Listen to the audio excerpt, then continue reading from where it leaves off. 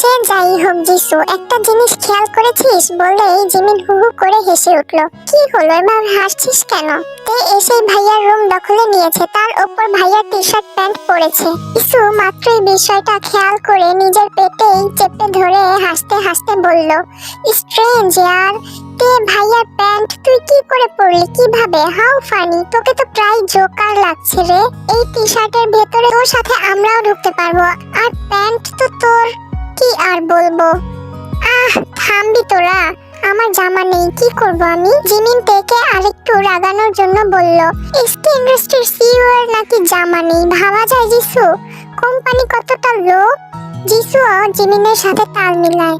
তে আর দেরি না করে ধপাস করে পা ফেলে নিচে ড্রয়িং রুমে গিয়ে ল্যান্ডলাইন থেকে নাম্বার ডায়াল করে মনকে কল দিল। বিকেলের রক্তিম সূর্যটা ঠিক পশ্চিম আকাশে হয়তো এখনই ঢলে পড়ে অন্ধকারে আচ্ছন্ন হয়ে পড়বে পৃথিবীটা। ঠিক সেই সময়ে বাড়ি ঢুকলো সুগা আর আরেম একসাথে। যিশু, জিমিন, তে তিনজনই ড্রয়িং রুমেই ছিল। আরেম এসে তের কাছে গিয়ে একটা হাসি দেয়। তে সঙ্গে সঙ্গে বসা থেকে উঠে দাঁড়িয়ে জড়িয়ে ধরে। আমি খুব সরি চাচা যান, বিশ্বাস করো আমি যেতে চাইনি তোমাদেরকে ছেড়ে, আমার ভুল হয়ে গেছে চাচা যান। আরেমের শরীরটা মনে হচ্ছে অনেকটা ক্লান্ত। মৃদু হেসে নিজের চোখ মুছে বলল, এই চাচা যানটাকে এভাবে ছেড়ে চলে গেলে আমার বুঝি কষ্ট হয়নি? তে ভেজা গলায় বলল, কান ধরবো বলো? আমি সত্যি বলছি, একদম যেতে চাইনি। আমি তো সব জানতাম না চাচা যান, বিশ্বাস করো। তাদের আলিঙ্গনের মাঝেই বলল, হয়েছে, এখন আমার বাবাকে ছেড়ে আবার চলে যা। তুই একটা আস্ত ইডিয়েট। মানুষ এভাবে না বলে কয়ে কিভাবে যেতে পারে ফ্যামিলি ছেড়ে? আবার নাকি উনি অ্যাটিটিউডের মাস্টার। যা তো সামনে থেকে তে তুই। আলেম হাসলো, যত ইচ্ছা বকা দাও, আর যাচ্ছি না কোথাও, এখানে থাকছি সারা জীবনের জন্য, বলে দিলাম। আরেম তের মাথায় হাত বুলিয়ে বলল, যে হোক, ভাবি আসেনি এখনো? না, জিমিন তো বলেছিল আজ নাকি আসার কথা ছিল।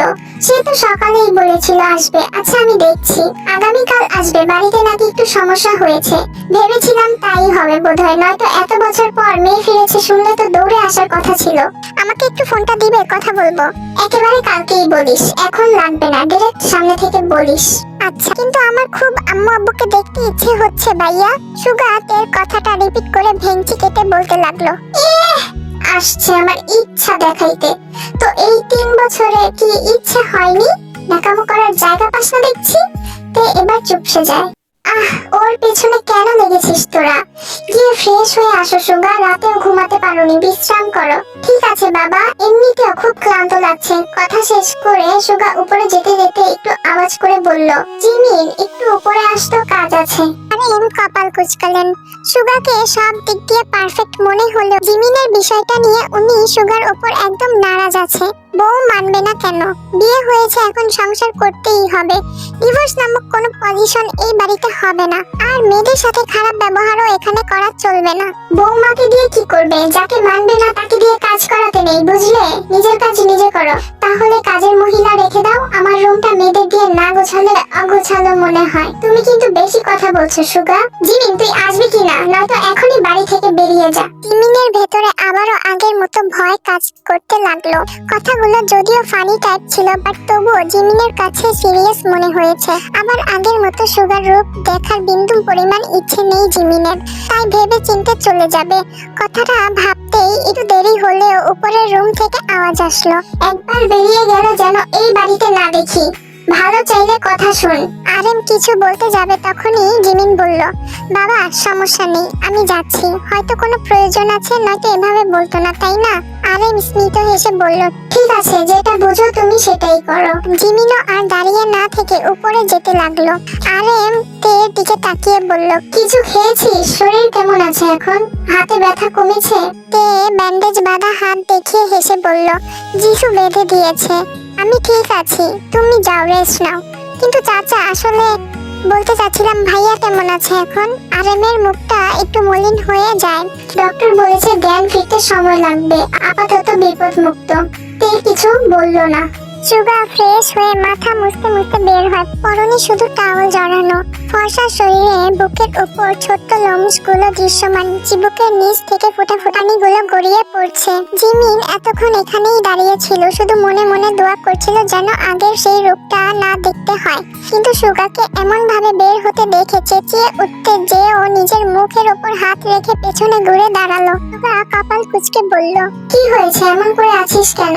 জিমিন মুখ থেকে হাত সরিয়ে বলল, আপনি চেঞ্জ করে নিন, তারপর আসছি আমি। বলেই জিমিন যাওয়ার জন্য পা বাড়ায়। সুগা উপরের দাঁত দিয়ে নিচের ঠোঁট কামড়ে ধরে চট জলদি গিয়ে জিমিনের সামনে দাঁড়িয়ে বলল, আচ্ছা তোর ভেতরে এত লজ্জা আছে জানা ছিল না তো।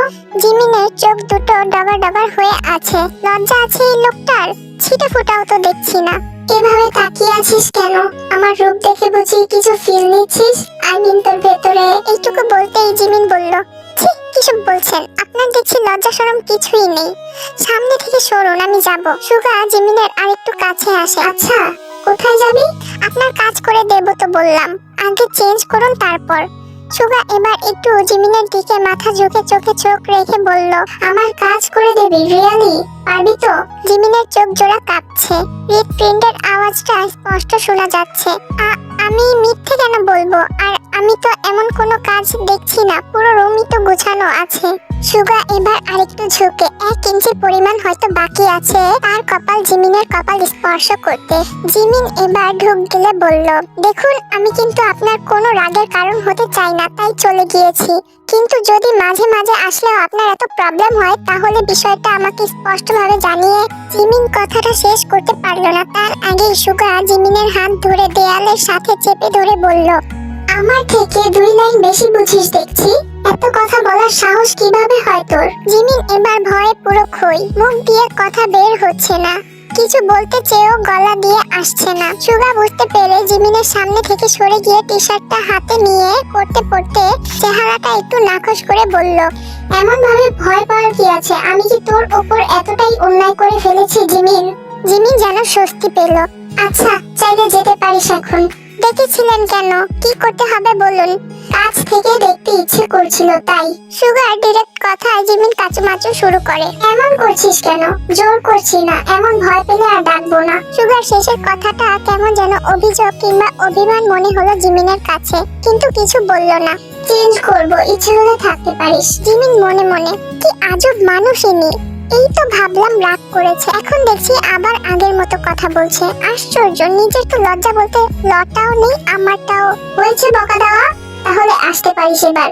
আপনাকে কে বললো বকা দিচ্ছি আমি? আজব তো, প্যাঁচার মতো আমার মুখ করে থাকলে সবাই বুঝে যাবে আসলে কি বকবক করছিস মনে মনে। জিমিন এবার দুরুম দুরুম পা ফেলে নিজে নিজে বকবক করতে করতে রুম ছাড়ে। সুগা মুচকি হাসে, কিন্তু জিমিন তাকে ভয় পায়, বিষয়টা মোটেও তার পছন্দ হয়নি। সকালবেলা ঠিক 10টা কি 10:30 বাজে তের মা বাবা বোন জিয়ন বাড়িতে এসে পৌঁছায়। তে তখনও ঘুমেই নিবদ্ধ ছিল। জেনি এসে তের কানের কাছে আপু বলে এক চিৎকার দিতেই তে এক লাফে উঠে বুকের উপর থুতু দিয়ে কিছু বলবে তার আগেই বোনের চেহারা দেখে চমকায়। খুশিতে চাকচিক্য হয়ে ওঠে মুহূর্তেই চেহারা। কিন্তু এত বড় কবে হয়ে গেল এই পিচ্চিটা?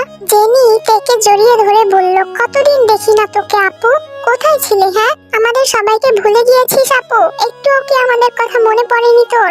ও জেনিকে জড়িয়ে ধরে গালে চুমু বসায়, তারপর বলে, তাই তো চলে এসেছি, না হলে আসতাম নাকি? কেমন আছিস তুই? আর এত বড় হয়ে গেলি কবে? হ্যাঁ, মা বাবা কোথায়? তুমি ঘুমিয়েছিলে তাই আসেনি, নিচে আছে। তে এবার জেনিকে ছেড়ে দিয়ে বলল, চল মা বাবার কাছে যাই।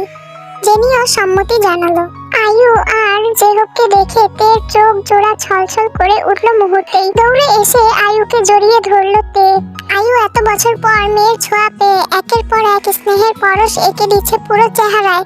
চোখেও খানিকটা অশ্রু, হয়তো সেটা আনন্দের, হারিয়ে যাও কিছু ফিরে পাওয়ার দরুন। মায়ের কাছে একটু আদর দিয়ে আবার বাবার কাছে গিয়ে স্নেহ নিয়ে আসে তে। কিন্তু আরেমের কাছ থেকে শুনতে হয়েছে অনেক কথা। এই তোর ভালোবাসা ছিল, এত মায়া মমতা ফেলে চলে গিয়েছিলি অজানা কারণে সবাইকে ফেলে। এগুলো যে অভিযোগের লিস্ট তে বেশ বেশ বুঝতে পারছে, তাই চুপচাপ বসে সবটা হজম করে নিয়েছে। একে এমন চুপ করে বসে থাকতে দেখে জিমিন আর জিসুর সেই আগের হাসি মুখ ফুটে ওঠে। তে বেশ বুঝেছে ওই দুইটা মজা নিচ্ছে, তাও আপাতত চুপ থাকলো। পরে তো দুইটোকে দেখা যাবে, সময় হোক। মনে মনে ভেঙচি কেটে হাজারটা বকা শোনালো জিমিন আর জিসুকে। সুগা ঘুম থেকে উঠে বেরিয়ে গিয়েছে হসপিটালের উদ্দেশ্যে। তারপর লাস্ট কদিন যাবত অফিসে যাওয়া হয় না, তাই হসপিটালের কাজ শেষে অফিসে যাওয়ার উদ্দেশ্য। সকাল থেকে নিয়ে এই বিকেল পর্যন্ত তের কাছ থেকে প্রায় অনেক কথাই জানা হয়ে গিয়েছে সবার। অল্প অল্প করে অনেকটাই বলেছে, কিন্তু তের জন্য যে গুলিটা লেগেছে সেটা শোনার জন্য সবাই অপ্রস্তুত ছিল।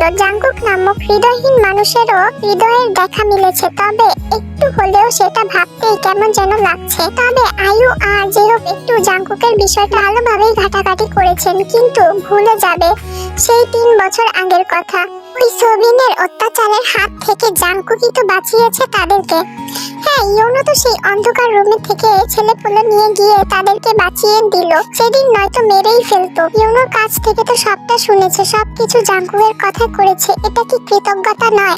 আজ এই জায়গায় আছেই তো জাঙ্কুকের কারণে। সেই যতই মাফিয়া সাইকো কিলার হোক না কেন, হৃদয়ে যে তে বলতে অন্য একটা বিশালতা কাজ করে, সেটা ইয়োনোর কথা দ্বারাই বোঝা গিয়েছে। নয়তো ওর মতো ছেলে আমাদের মারা যাওয়া বা বেঁচে থাকা এসব দিয়ে কি করতো। ভাইজান, জাঙ্কুক কেমন আছে এখন? এই তো অনেকটাই সুস্থ, তবে ডক্টর বলেছে কিছুদিন ওখানেই থাকতে হবে।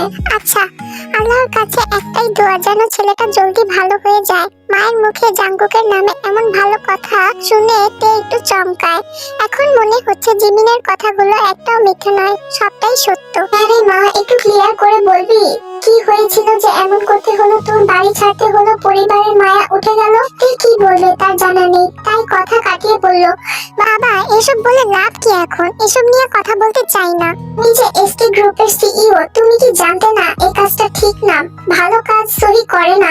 জানি, তখন ঠিক ভুল সিদ্ধান্ত নেওয়াটা আমার পজিশনে ছিল না। আমি মনে করি আমার জায়গায় যে কেউ থাকলে হয়তো এমনটাই বেছে নিত। তার জন্য তো জিজ্ঞেস করেছি কি হয়েছিল সেদিন।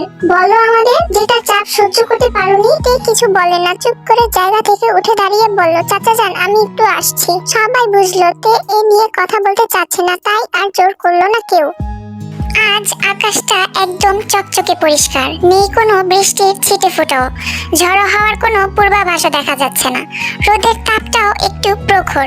তে ঘুমিয়ে আছে, ফেসটা তেলতেলে হয়ে একটু ঘামছে। বিরক্তি নিয়ে শরীর থেকে কম্বলটা একটানে ফেলে দিয়ে চোখের উপর নিজের হাত রেখে আবারও ঘুমিয়ে যাইতে, কিন্তু নিচ থেকে হঠাৎ করে এত চেঁচামেচির আওয়াজ শুনতে পেয়ে তে বিরক্তি নিয়ে চোখ বন্ধ অবস্থায় উঠে বসে। চোখ কচলিয়ে আবারও ঝিমোচ্ছে তে। তখনই দরজায় কড়াঘাতের আওয়াজ পেয়ে তে খাট থেকে নামে দরজা খোলার জন্য, কিন্তু তার আগে চোখে পড়ে হাতের ব্যান্ডেজের দিকে। এটা তো নিউ মনে হচ্ছে, আবার কখন এটা করে দিল জিমিন? কিন্তু আমি তো নিজের কথা শেষ করতে পারলো না দরজার আওয়াজের কারণে, তাই আর না ভেবে গিয়ে দরজাটা খুলে দিল তে। এতক্ষণ ধরে ঘুমাচ্ছিস? কখন থেকে আওয়াজ করছিস, শুনছিস না? তে জিমিনকে পেছনে ফেলে ড্রেসিং টেবিলের সামনে এসে বলল, কি হয়েছে, এভাবে ডাকছিস কেন? আমি ফ্রেশ হয়ে আসছি বলেই ওয়াশরুমের দিকে পা বাড়াতে যায়, কিন্তু পরক্ষণেই আবার পা জোড়া আটকে যায় জিমিনের কথাটা শুনে। ভাইয়া ফিরেছে হসপিটাল থেকে। তে জিমিনের দিকে ফিরলো। মজা করছিস? ওনার অবস্থা ঠিক হয়নি এখনো, ডক্টর বলে দিয়েছে আরো 8-10 দিন ওখানেই থাকবে। মজা করছি না তে, ভাইয়া ফিরেছে, শরীরের অবস্থাও ঠিক নেই, সেটা সবাই জানি। বাট ভাইয়া রাতেই বাড়ি এসেছে কাউকে না বলে। তে আর কিছু না বলে দ্রুত পায়ে বের হয়ে যায় রুম থেকে। জাঙ্কুকের রুমের দিকে যাচ্ছিল তে, কিন্তু চোখ যায় ড্রয়িং রুমের সোফায়। নামজুন, জেহব, আয়ুর সবাই জাঙ্কুককে ঘিরে দাঁড়িয়ে কথা শুনিয়ে যাচ্ছে। জাঙ্কুক বিরক্তি নিয়ে কপাল কুঁচকে আছে। জাঙ্কুক, তোমাকে আসতে কে বলেছে? একবারও আমাদেরকে বলার প্রয়োজন মনে করনি কেন? তুমি কি? ভাই সাহেব, আচ্ছা অনেক হয়েছে, এসে যেহেতু গিয়েছে বাড়িতেই ডাক্তার রাখার ব্যবস্থা করুন। ও কি জানে না ওর অবস্থা? এখনো ছোট নাকি যে বুঝিয়ে বুঝিয়ে বলতে হবে সবকিছু? জাঙ্কুক এবার ডোন্ট কেয়ার ভাব নিয়ে সোফা থেকে আস্তে করে দাঁড়িয়ে বলল, হয়েছে? আমার বিষয় নিয়ে কেউ কথা বলুক আমার পছন্দ না। কথা বাড়ালে এর ফল ভালো হবে না। কখনো তো কাউকে কিছু বলে করিনি, তবে আজ কেন নিজেদের অধিকার আমার উপর ক্রিয়েট করছো? বলি সবাইকে পাশ কেটে শার্টের উপরের বোতামটা লাগাতে লাগাতে বের হতে যায়, কিন্তু আবারও পা স্থির করে শার্ট থেকে হাতটা নামিয়ে সামনে ঘুরে বলল, নেক্সট টাইম যেন আমার ব্যাপারে আজকের মতো সিন ক্রিয়েট করতে না দেখি। তে উপর থেকে এক দৃষ্টিতে দেখছে লোকটাকে, সেই আগের মতোই আছে। ম্যাচিউরিটি কি এই লোকটার মধ্যে আসবে না কখনো? শরীরের কি অবস্থা এটা কি উনি জানে না? এতটা কেয়ারলেস কিভাবে হয় মানুষ? আচ্ছা, উনি কি আমার কথা একবারও জিজ্ঞেস করেনি কাউকে? একবারও দেখতে ইচ্ছে হয়নি? তে নিচে যাওয়ার জন্য পা বাড়ায়, কিন্তু একটা কথা মাথায় আসতেই সাহস হারাইতে গিয়ে কি বলবো, কিভাবে কথা বলবো ওনার সাথে। তে এসব ভাবার মাঝেই জাংকুক গেট পেরোয়। তের মনটা যতটা উদ্বিগ্ন হয়েছিল একটু কথা বলার জন্য, এখন ততটাই খারাপ হয়ে গেল। তবে নিজেকে বুঝিয়ে নিয়েছে, হয়তো ইমার্জেন্সি কোনো কাজ পড়েছে, তার জন্য চলে গিয়েছে। জাংকুক কিছু ফাইল দেখা শেষ করলো মাত্র।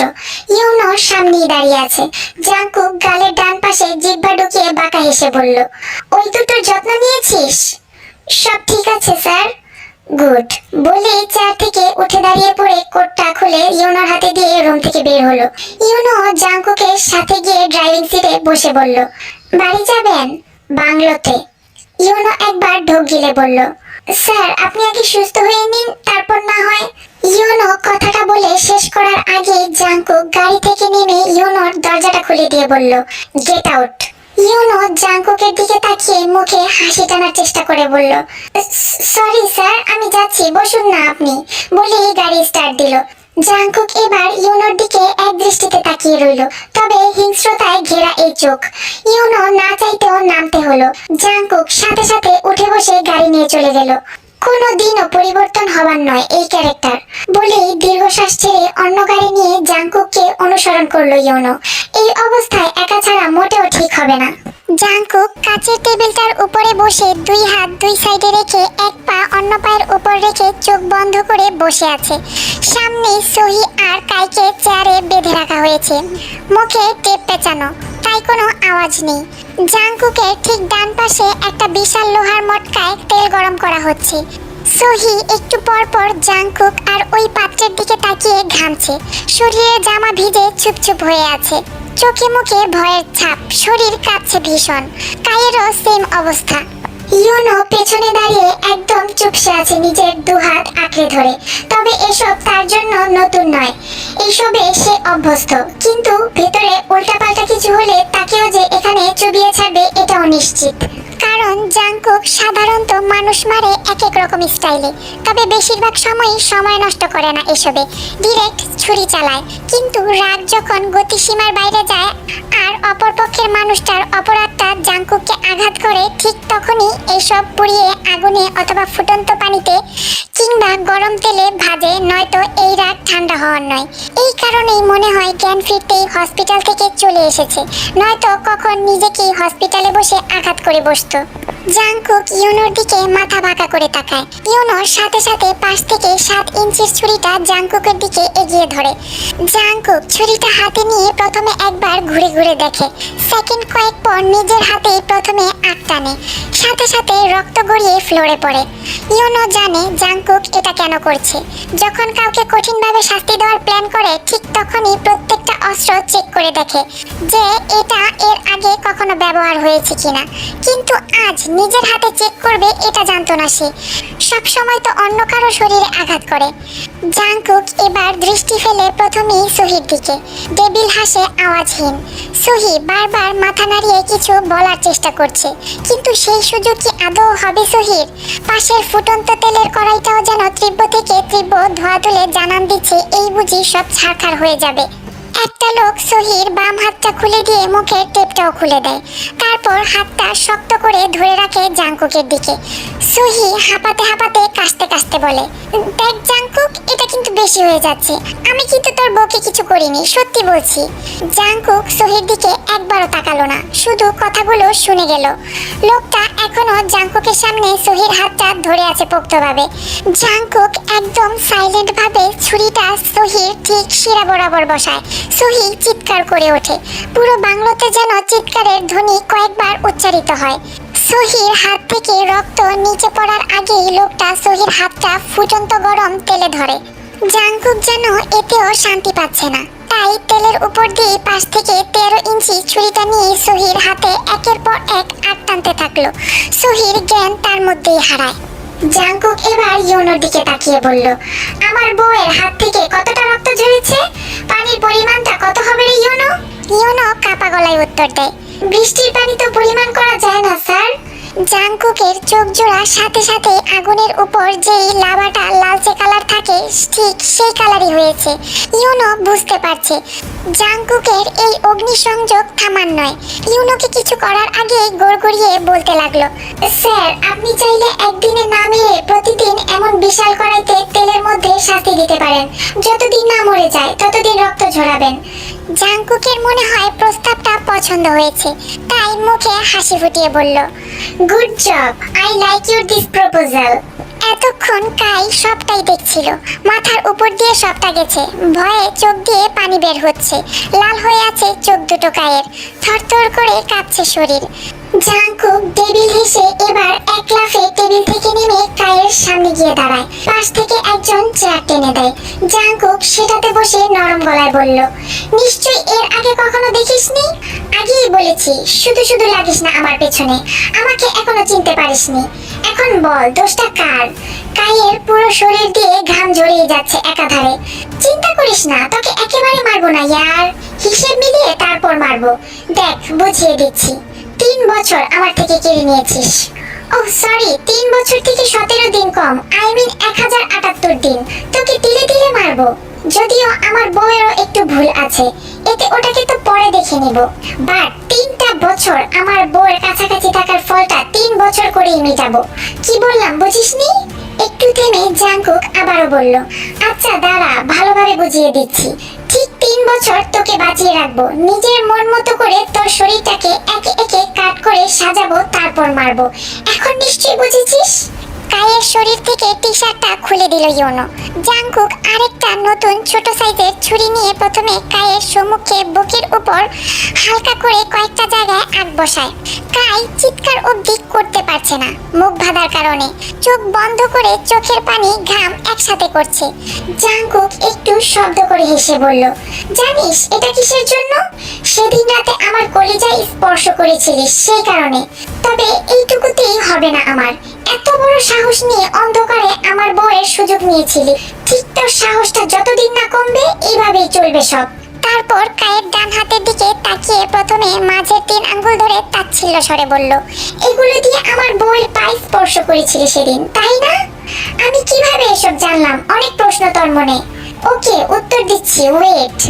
জাংকুক কায়ের হাত থেকে নিজের হাতটা সরিয়ে একটু পিছনে গিয়ে বসে পায়ের উপর পা তুলে বলল, তোর কি মনে হয় আমি আমার বউকে এমনি এমনি তোর কাছে রেখে গিয়েছি? হ্যাঁ, সেদিন রাতে আমার একটু রাগ হয়েছিল বউয়ের উপর, মনে হয়েছিল মিথ্যা বলেছে। পরে যখন ঠান্ডা মাথায় ভাবলাম, বুঝলাম আমার আগে কেউ এসেছিল যাকে আমার বউ আমি ভেবে মনে করেই জড়িয়ে ধরেছিল। তাই লোকটার ব্যাপারে খোঁজ নিলাম। কয়েক ঘন্টার মধ্যেই সব পরিষ্কারভাবে বুঝে গিয়েছিলাম তোর প্ল্যান। তারপর যখন আবার আমাকে চ্যালেঞ্জ দিয়েছিলি তখন তো ফুল কনফার্ম ছিলাম, কিন্তু বউয়ের উপর রাগ হলো প্রচন্ড। আমার রাগ করে তোর কাছেই কেন যেতে হলো? ভেবেছিলাম কদিন থাকলেই বউ আমার শূন্যতা বুঝবে, কিন্তু বউ যে আমার মতোই কন্ট্রোললেস রাগী সেটা আমার জানা ছিল না। কি আর করার, আমিও দেখতে থাকলাম সব চুপচাপ। কিন্তু বউয়ের আশেপাশের প্রতিটা কাজের লোক, ড্রাইভার হতে শুরু করে রান্নার লোক সবগুলোই আমার পাঠানো ছিল। প্রতিটা সেকেন্ডের খবর আমার কাছেই ছিল। কথাগুলো বলা শেষ করে জাংকুক পা থেকে পা নামিয়ে চেয়ার টেনে কায়ের কাছে এসে যেই হাতে তেকে স্পর্শ করেছিল সেই আঙ্গুলগুলো বাম হাতে ধরে ডান হাতের ছুরিটা দিয়ে এক আঘাতেই আলাদা করে দিল। কায়ের সহ্য সীমার বাইরে সব হচ্ছে, কিন্তু ছেলে মানুষ বলেই মনে হয় এখনো সজ্ঞানে আছে। রক্ত পড়া শুরু করেছে আঙ্গুল থেকে। জাংকুকের মনে হয় এখানেই শান্তি মিলল না, তাই বুকের উপরও আরো কয়েকটা ছুরি দিয়ে আঘাত করলো। জাংকুক বাঁকা হেসে চেয়ার থেকে উঠে দাঁড়িয়ে ছুরিটা পেছনে ছুঁড়ে ফেলে দ্রুত পায়ে বাংলো থেকে বের হয়ে যায়। ইউনো ও জাংকুকের পেছনে পেছনে যায়। দুটো যেন না মরে যায়, এর উল্টো হলে তোকে এদের জায়গায় বসাবো। ইউনো নিজের কপালের ঘাম মুছতে লাগলো। জাংকুক আবারও ডেভিল হেসে গাড়িতে গিয়ে বসলো।